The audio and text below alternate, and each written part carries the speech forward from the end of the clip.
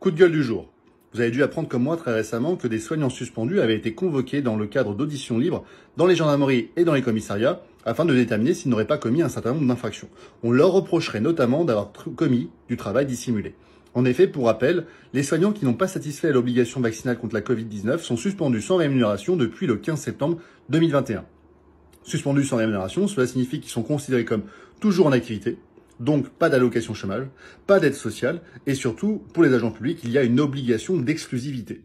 Ça veut dire, concrètement, légalement, ils ne peuvent pas travailler pour d'autres personnes que leur employeur.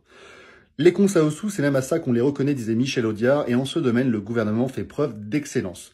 Clairement, le gouvernement cherche à leur faire payer leur choix de ne pas avoir satisfait à l'obligation vaccinale contre la Covid-19. Et il utilise tous les moyens à sa disposition. C'est digne tout à fait d'une mafia. Aujourd'hui, à l'heure où on vient de découvrir un réseau pédophile de plus d'une cinquantaine de personnes, et encore c'est qu'un début, dont notamment des hommes politiques, on peut regretter que les forces de l'ordre ne soient pas davantage mobilisées sur ce type d'épidémie, plutôt que sur les soignants suspendus qui ont déjà suffisamment payé de leur personne les mauvais choix stratégiques et politiques de notre gouvernement. Actuellement, certains de mes clients sont auditionnés dans le cadre de ces enquêtes. C'est tout à fait infâme, indigne d'un état de droit, et quoi qu'il en soit, tout cela ne restera pas impuni. Je ne manquerai pas de vous en tenir informé.